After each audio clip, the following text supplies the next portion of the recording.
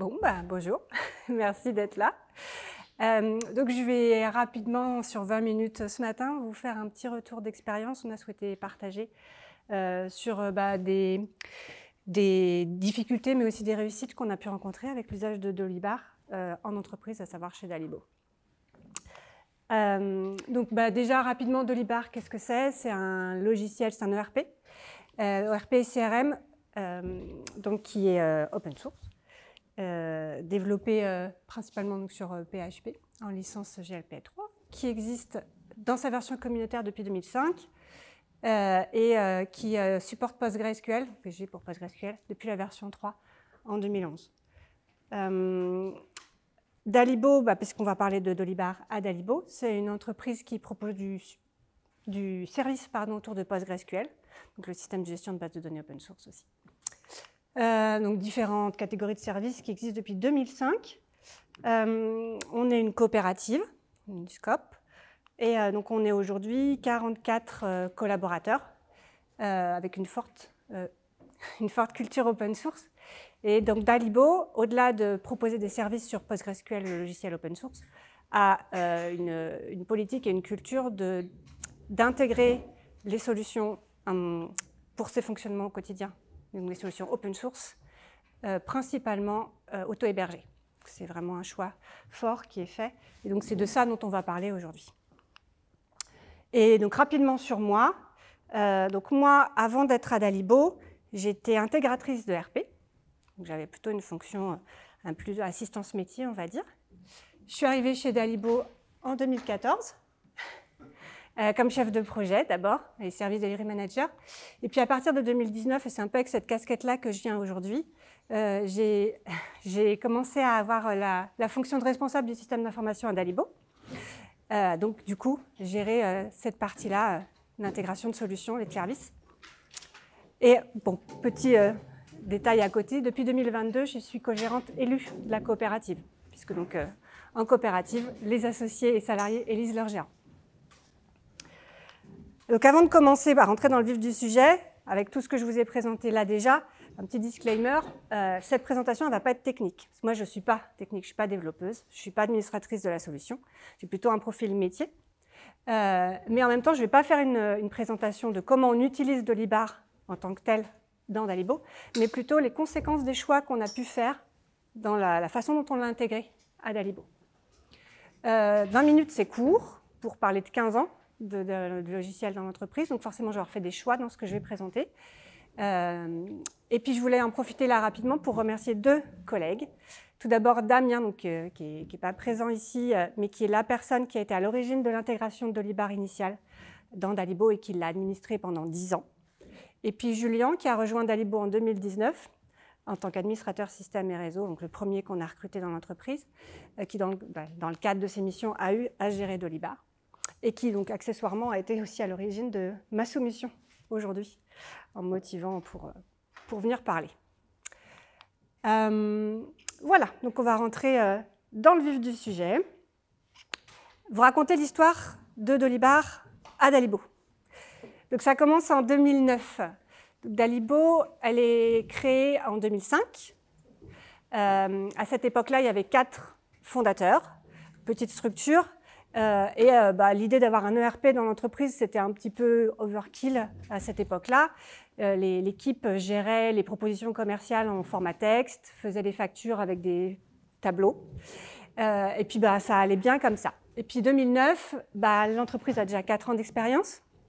On a à ce moment-là 5 collaborateurs. Alors, j'y suis pas, on est d'accord, je suis arrivée en 2014. Donc là, tout ce que je raconte, c'est basé sur ce que Damien m'en a raconté.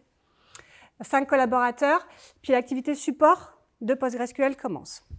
Et à ce moment-là, il y a un souhait d'avoir une transparence complète dans l'entreprise, donc de donner accès à l'information aux 5 collaborateurs qui sont là à l'époque, mais aussi aux suivants qui vont arriver plus tard.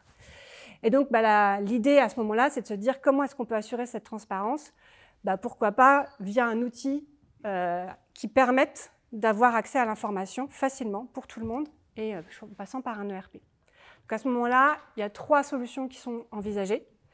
Donc TinyERP qui devient après, à peu près à ce moment-là, OpenERP pour devenir ensuite Odoo, Compierre et Dolibar.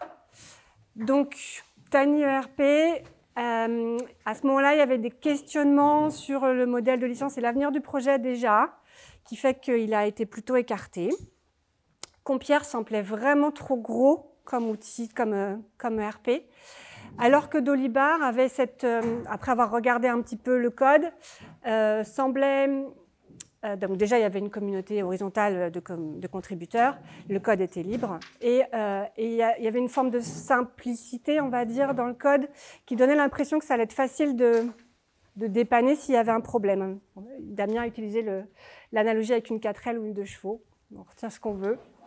Donc au final, c'est Dolibar qui est retenu, qui est utilisé d'abord pour les propositions commerciales, les factures, les notes de frais et les salaires, pour la transparence complète à l'époque. Donc depuis 2009, et la première installation donc, en version 2.7 sur MySQL, avec 2 environnements, jusqu'à aujourd'hui, en 2024, il se passe forcément beaucoup de choses, avec un rythme variable, en fonction de les possibilités qu'on a de faire les mises à jour, d'envisager des changements. On passe de 2 environnements, on va voir, à beaucoup plus. On a la migration vers Postgres. Donc, je ne vais pas pouvoir parler de tout, forcément, comme je disais. C'est long, 15 ans. Je vais me focaliser sur ce que je vais afficher là. Donc, tout d'abord, comme je disais, 2009, l'installation, le choix d'intégrer la solution, donc de l'auto-héberger. Donc, c'est un choix important dans la suite. Et donc, ça va faire partie des choses dont je vais parler forcément. Donc 2013, la migration du SGBD par défaut de Dolibar, qui est du MySQL, vers Postgres, avec aussi les conséquences que ça va avoir en bien ou en moins bien pour nous ensuite. 2013 jusqu'à quasiment tout le temps, en fait, ça ne s'est jamais arrêté, des travaux d'interfaçage de cette brique, de cette ERP, avec d'autres briques de notre SI. Donc, pas mal de travaux internes qu'on a pu avoir et de réflexions à ce sujet. Donc ça me semblait intéressant de pouvoir le partager aussi. Des développements sur les modules, enfin des développements modulaires, on va dire, de Dolibar qu'on a pu faire en interne avec des ressources de développeurs qu'on avait chez nous, mais où aussi on a pu externaliser avec de la sous-traitance. Donc là, on rentre un peu dans la question de la contribution au logiciel Dolibar, dont on va parler aussi. Et puis un dernier point un petit peu dans cette historique qui me semblait important, sur lequel je voulais faire un focus. Donc en 2016, on a notre première contractualisation d'assistance, donc avec un prestataire, pour avoir du support sur le logiciel. On voit que ça arrive assez tard, en fait, dans l'histoire. Donc pendant tout ce temps-là, on n'avait pas d'assistance en tant que telle. Et donc ça me semblait aussi bien de pouvoir parler de cette question des prestataires pour aider, en fait, les entreprises quand on choisit un logiciel open source. Et donc voilà, maintenant c'est le moment de commencer sur l'auto-hébergement. Donc comme je disais, c'est vraiment ancré dans Dalibo depuis sa création et c'est un choix qui se justifie aussi par le souhait de maîtriser nos données, voilà, de maîtriser et la sécurité et ce qui va être fait avec nos données, de auto-héberger les solutions open source qu'on intègre à Dalibo. Sauf que ça a un impact. On ne mesure pas forcément toujours au tout début quand on fait ce choix-là, ça a un impact. Dolibar, il sort 2 versions par an, tous les 6 mois. Donc si on veut suivre les rythmes des sorties de versions, c'est une mise à jour tous les 6 mois. Donc ce n'est pas anodin, ça a un petit peu de charge. Il y a aussi cette question de quand on veut l'intégrer, on sait qu'on va avoir besoin d'environnement. Au tout début, il y avait donc l'environnement de production, puis le labo qui était le clone de la production pour reproduire les bugs. Et puis vite, on s'est rendu compte qu'on avait besoin de plus d'environnement, donc entre autres pour pouvoir tester les développements qui étaient faits, donc avant l'environnement de développement, l'environnement de validation qui est vraiment pour tester les versions avant la mise en prod, puis un environnement qui permet de pouvoir avoir une visu de la prochaine version, la version qui est en cours de développement par la communauté aussi. Donc voilà, multiplication d'environnement, donc multiplication de la charge d'administration aussi. Donc pour essayer de faciliter un petit peu ça, d'en réduire la charge, il y a eu un travail d'automatisation, d'abord avec des playbooks, puis donc une collection pour tout ça, mais ça ne règle pas tout. Voilà, ça simplifie, ça se fiabilise, on va dire, mais la charge, elle reste quand même non négligeable. Et puis un autre problème qui se pose lié à ce choix d'auto-hébergement, c'est l'accès en fait, aux prestataires pour l'assistance, pour le débugage. Parce qu'en fait, quand on a un problème, eh ben, ils ne vont pas toujours réussir, enfin, ils vont pas forcément réussir à le reproduire. Et donc, si on doit leur donner l'accès, il faut ouvrir un accès à nos instances. Et puis, il y a la question de l'anonymisation de nos données dans ce cadre-là. Donc là aussi, c'est un travail en plus. Donc voilà, ce choix de l'auto-hébergement, ce qu'on peut en dire. Sur le choix de Postgres. Alors, ça a été assez unanime à l'époque où la communauté d'Olibar a annoncé supporter Postgres en 2011 sur la solution, que Dalibo, qui était à l'époque fournisseur de services sur Postgres, allait forcément passer sur Postgres. Sauf que ça a des conséquences auxquelles on ne pense pas forcément au début, parce que bon, on nous dit c'est bon, Dolibar supporte Postgres, mais les développements ils sont quand même faits sur MySQL d'abord. Et derrière, la compatibilité avec Postgres, elle passe par des transformations de syntaxe qui sont plus ou moins bien faites. En tout cas, les gens pensent en MySQL. Il y a très peu d'utilisateurs de Postgres, de Dolibar sur Postgres. Donc, on ne sait pas bien l'évaluer, mais on pense qu'on est un des rares. Ce qui fait qu'on se retrouve à être un petit peu les bêta-testeurs en fait, à chaque mise à jour de la compatibilité concrète de Dolibar avec Postgres. Et puis, donc, on s'est retrouvé à une période donnée avec toutes les mises à jour qu'on a pu faire au fur et à mesure. Et donc, c'est une question de conversion de syntaxe MySQL en Postgres avec, à un moment donné, des soucis assez importants de structure de notre base de données avec des choses qui, finalement, d'une fois sur l'autre, n'avaient pas été vraiment bien adaptées. Et on se retrouvait bloqué sur les mises à jour, vraiment. On n'arrivait plus à faire les mises à jour. Et donc, il a fallu faire une analyse de notre modèle de données et le corriger pour bien revenir dans les clous. Et donc là-dessus, ce qu'il faut donc avoir en tête avec tout ce que je vous ai dit, c'est que Dolibar, c'est un logiciel, c'est un ERP modulaire, c'est-à-dire qu'il a un cœur. Et si on veut l'enrichir fonctionnellement, il y a des modules qu'on peut ajouter. En général, un module, c'est un éditeur logiciel, pas forcément le même en fait, qui peut ou pas avoir plus la conscience de compatibilité Postgres ou pas. Et ce qui fait que plus on va multiplier les modules pour enrichir fonctionnellement notre ERP, plus on multiplie les risques qu'on ait des problèmes.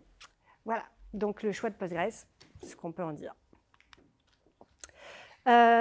Sur l'intégration et les interfaces avec les autres briques du SI, je vais aller vite, mais au tout début, il y avait notre wiki interne, qui était la brique du SI par défaut. Dolibar est arrivé ici. Peu de temps après, ou à peu près en même temps, il y a eu un outil de ticketing pour l'activité support. Donc, les briques étaient relativement indépendantes les unes des autres. En 2013, on a souhaité mettre en place un système d'emailing avec un outil à part pour des campagnes de mailing. Et donc, on a eu besoin de faire un interfaçage avec notre ERP qui avait nos contacts. On a, en 2014, mis en place des tests fonctionnels qui visaient donc à vérifier au début les non-régressions des mises à jour après les mises à jour de Dolibar, puis qu'on a continué à utiliser ensuite pour faire des tests plus métiers, vérifier la cohérence des données, ainsi de suite. À un moment donné, quand on a intégré dans Dolibar les contrats de support, on a souhaité avoir une interface avec notre outil de ticketing. J'en parlerai après. Et puis, donc là, ça c'est une petite partie interface pour que nos clients puissent nous déclarer quels étaient les interlocuteurs dans les cadres des contrats. Donc, on ne voulait pas qu'ils aient directement accès à nos briques. Donc, on leur a fait une interface web spécifique, développée en interne. Et puis, la partie qu'on pourrait mettre BI, même si on va voir après que ce n'est pas un outil de BI en tant que tel, mais c'est plutôt comment est-ce qu'on va réussir à exploiter les données métiers qui se retrouvent dans Dolibar pour avoir des visuels, des graphiques, des tableaux de bord. C'est à partir de 2021. Donc, pour vous dire là-dessus, sur notre outil de ticketing, depuis le début, c'est Mantis. Donc, ce qu'on a fait pour justement que les deux briques se parlent, on a un Foreign Data Wrapper dans notre ERP, donc dans la base Postgres de Dolibar, qui nous permet d'avoir dans Dolibar les données des tickets et des projets Mantis. Et inversement, on a développé des modules Mantis qui permettent de récupérer des données des contrats qui se trouvent dans Dolibar pour les rendre visuels sur les projets dans Mantis. Donc ça, le Dalibi, c'est la fameuse interface qu'on a créée pour nos clients, pour qu'ils ne puissent pas directement aller taper dans nos briques du SI. Mais voilà, donc c'est cette fameuse brique qu'on voyait tout à l'heure. La partie BI, entre guillemets, elle se base sur Grafana chez Dalibo, puisqu'on utilise Grafana pour la partie technique, pour la partie supervision, enfin monitoring de notre infra, entre autres, et pour nos clients aussi. Et on s'est mis à l'utiliser aussi pour des questions plus métiers, donc on se branche sur nos différentes bases de données, et puis derrière, ça nous permet d'avoir des tableaux, des graphiques, et entre autres, de combler un manque de Dolibar. puisque Dolibar ne permettait pas d'avoir les chiffres d'affaires avec Cutoff. Et donc, on peut le faire avec Grafana. Sur la partie test fonctionnel, dont on parlait tout à l'heure, ça a démarré avec Jenkins. Puis finalement, ça a été récemment, il y a quelques années, remplacé par la GitLab CI. Donc là aussi, un interfaçage entre notre ERP et la partie test. Voilà pour la partie interface. Je passe sur la partie prestataire. Donc comme je disais, avant 2016, Dalibo n'avait pas de service d'assistance et gérait plutôt, on va voir tout à l'heure, avec des développeurs indépendants. Puisque donc il y avait en 2009, quand ça a été installé, un écosystème autour de Dolibar qui était assez limité, assez restreint, finalement peu de prestataires. Et donc finalement, on s'adressait à des développeurs, on recherchait, quand on avait besoin d'un module par exemple, on regardait les modules qui existaient, ceux qui pouvaient répondre à nos besoins, et puis on s'adressait aux développeurs du module. Et puis après, on a commencé à avoir une relation un peu plus approfondie avec un des développeurs de Dolibar comme ça. Et c'est par lui qu'on passait. Quand il y avait un bug, on contactait lui pour essayer de résoudre le bug. Quand il y avait besoin, on envisageait des évolutions fonctionnelles, de l'enrichissement fonctionnel. C'était par lui qu'on passait. Et puis, d'année en année, l'écosystème s'est enrichi. J'ai essayé de compter hier le nombre de prestataires qui sont référencés sur le site de Dolibar. Il y en a à peu près 30 aujourd'hui. Donc, c'est non négligeable quand même. Alors, il y a des indépendants encore dedans, mais il y a aussi des sociétés. Donc ça laisse du choix. Quelqu'un qui partirait aujourd'hui aurait forcément plus le choix que ce qu'on a pu avoir quand on a commencé nous. Donc ce qu'ils vont proposer, c'est à la fois de l'accompagnement, l'intégration de la solution, mais aussi du conseil. Ce qu'on a pu manquer, je pense, dont on a pu manquer quand on a démarré nous. Donc il y a eu forcément, je pense, des choix qui ont été faits en essayant de voir ce que pouvait faire l'outil. Et puis aujourd'hui, on les paye un peu, mais on rentre plus dans la partie métier dont je ne parlerai pas. La partie formation, évidemment, ça semble évident, mais quand on a commencé à l'utiliser, forcément à l'époque, il n'y avait pas de formation. Les gens se formaient un petit peu sur le tas, avec peut-être des mauvaises pratiques finalement. On a gagné après coup, en mettant en place des formations sur certaines fonctionnalités propres, en efficacité forcément et en meilleur usage, et puis du coup, peut-être en réflexion de la façon dont on avait modélisé les données à une époque. Le support et l'assistance, c'était la raison pour laquelle on a contractualisé nous au début en 2016. Puisque des bugs, il y en a forcément. On a vu qu'avec les problématiques liées à Postgres, il y en avait encore plus. Donc, c'est forcément quelque chose, un service qui a de la valeur et qui est intéressant de réfléchir. La partie développement, donc je vais en parler d'ailleurs tout à l'heure sur la partie contribution, mais on peut faire appel à ces prestataires de services pour soit développer vraiment de nouvelles fonctionnalités, soit adapter des modules existants ou des fonctionnalités du cœur. Et puis, surtout, ce que je note, c'est que les prestataires de services, aujourd'hui, ils vont proposer du Dolibar en mode SaaS, en mode hébergé, infogéré. Donc, nous, on ne rentre pas dans cette case-là en étant auto-hébergé. Ce qui fait que quand ils proposent du support et de l'assistance, ils ont tendance à le faire plus facilement sur les instances qui sont infogérées par eux, sur lesquelles ils ont la main. Et donc, ça complique des fois, en fait, le fait d'avoir de l'assistance qui soit efficace dans un environnement auto-hébergé comme on a chez nous. OK. C'est bon. La partie développement et contribution. Donc, quand on fait un choix d'un logiciel open source, on a forcément un peu ça en tête, normalement. Donc, à Dalibo, c'était évident, en fait, que tout ce qu'on allait vouloir financer, faire nous-mêmes ou sous-traiter sur Dolibar, on voudrait que ce soit reversé à la communauté. Sauf que vous allez voir que ce n'est pas forcément si évident, en fait, en pratique. Donc, on a souhaité faire évoluer, enrichir fonctionnellement l'outil, l'ERP, en développant plutôt des choses dans le cœur de Dolibar. Il y a eu des expériences heureuses, d'autres un peu moins heureuses, donc ça va être l'occasion d'en parler un petit peu. En général, quand on faisait ça, ça passait d'abord par un module externe, complémentaire, qui finissait à un moment donné par être intégré.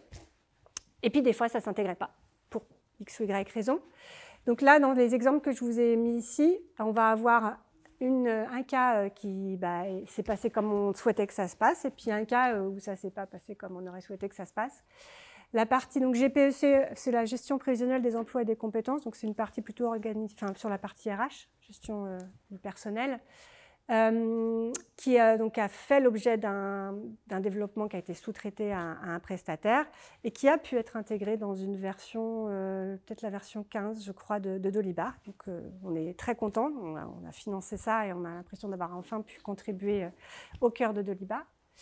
Mais bien avant ça, on a eu une expérience moins heureuse avec la partie affaires lead, qui avait été donc sous-traité à un développeur indépendant avec vraiment la consigne en fait, de faire quelque chose qui soit générique, qui puisse concerner, il n'y avait pas cette fonctionnalité, hein, donc vraiment le suivi d'une affaire commerciale du premier contact jusqu'au moment où on signe, jusqu'au moment où on finit par envoyer la proposition.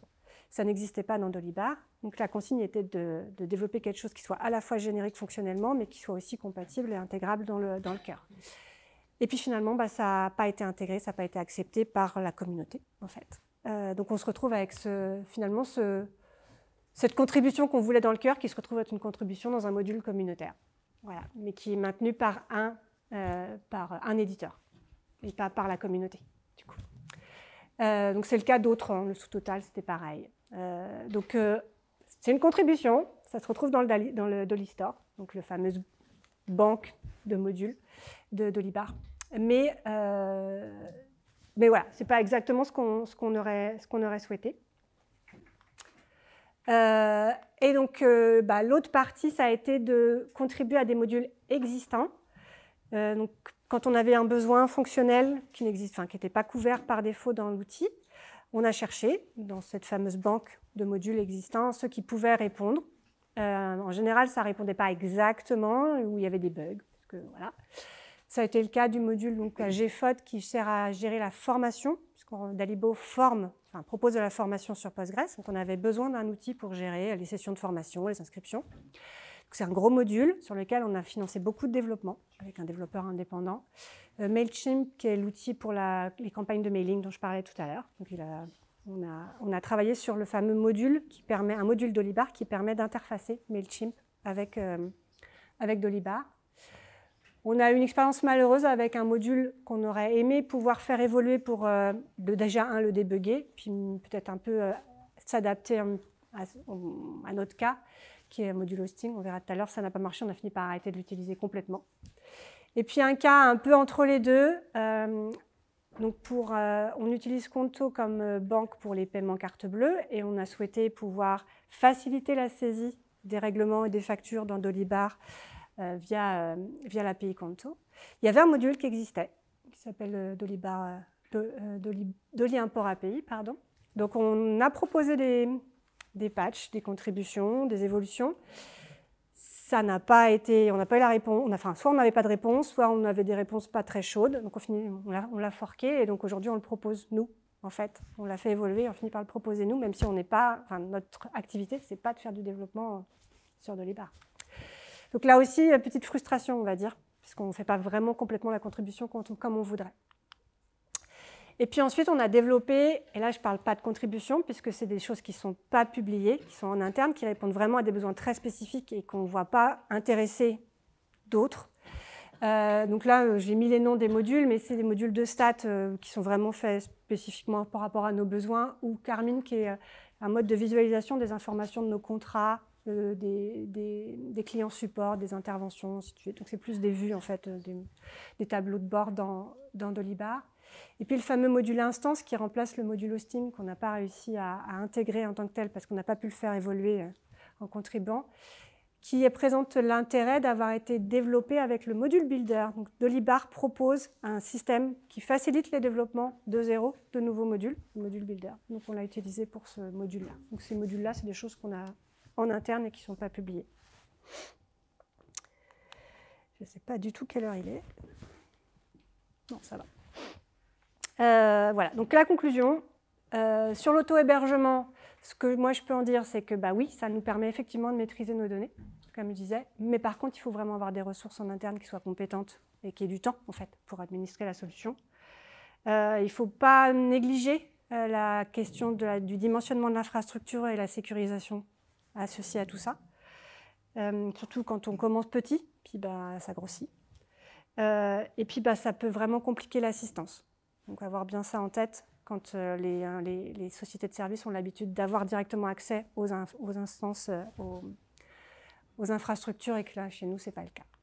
Donc sur PostgreSQL, ça nous permet à nous de mutualiser l'instance Postgres qui peut avoir héberger plusieurs bases de plusieurs services, et donc d'avoir, en plus de nous baser sur notre compétence sur Postgres, mais par contre, quand on a une solution qui de base n'est pas développée pour Postgres, finalement, ce n'est pas forcément pertinent.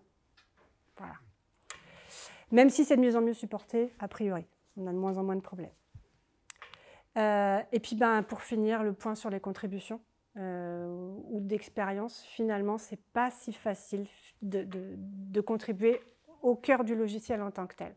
Il y a d'autres moyens, on contribue malgré tout, mais pas forcément comme on aurait le souhaité à chaque fois. Et j'ai terminé. Et du coup, je ne sais pas s'il y a des questions. Oui. Le souci que vous avez avec l'assistance, est-ce que c'est plus dû au fait que vous soyez en auto-hébergé ou du choix de la SGBD? Il y a un peu les deux. Souvent, ils ont du mal à reproduire. Alors, du coup, ils ne peuvent pas reproduire ce qu'ils n'ont pas d'environnement sur Postgres. Donc, effectivement, il y a ça. Il y a le fait que si nous, on arrive à analyser assez vite une syntaxe SQL qui va, de toute évidence, pas fonctionner sur Postgres, pour eux, ça ne va pas être aussi évident.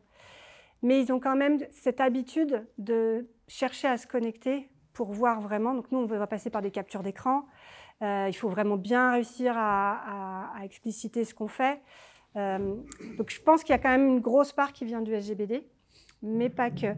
Et en l'occurrence, on a essayé à un moment donné de tester une autre société de service pour tester une autre façon de faire l'assistance, et avec qui ça n'a pas du tout fonctionné, parce qu'ils avaient vraiment, pour eux, le prérequis, c'était qu'il fallait qu'ils aient accès à nos environnements. Et donc ça devenait vraiment trop lourd d'avoir un environnement, un autre clone de la prod, sur lesquels eux, ils aient accès à peu près n'importe quand, ou alors il fallait qu'on leur ouvre les accès quand on avait un bug, et anonymisé. Donc finalement, on n'a pas été au bout. Oui. Dernière question, du coup. Je ne sais pas. Le souci avec Dolibar, c'est qu'apparemment, il y a plein d'outils intégrés pour éditer des modèles de facture. Ouais. À part, à moins de le faire avec des commandes PHP, est-ce que vous connaissez un module externe qui permet de faire ça? Alors, c'est une... Ah oui, il faut que je répète la question. La difficulté que vous rencontrez, c'est de ne pas avoir de capacité de modifier les factures, les modèles de factures dans Dolibar. Et est-ce que je connais un module qui permet de le faire? Alors, on a le même problème, globalement, pour l'édition de tous les documents qui sortent en PDF. C'est-à-dire qu'on a la possibilité d'avoir des modèles de documents qui vont sortir en ODT, mais en général, on privilégie les formats qui sortent directement en PDF, surtout pour les factures, pas que ce soit derrière un peu modifiable. Et on s'est dit à un moment donné qu'il allait falloir qu'on internalise les compétences PHP pour pouvoir modifier le code qui permet de sortir, alors on parle de factures, mais nous on a le même problème avec les conventions de formation pour les formations professionnelles. Et donc c'est un vrai manque qu'on a. On n'a pas de solution modulaire aujourd'hui pour faire ça. En tout cas, nous on n'a pas trouvé. Et donc l'idée c'était de commander de la formation à cette partie-là de Dolibar. C'est moyennement satisfaisant, on va dire. Ouais. Du coup, c'est fini. Merci.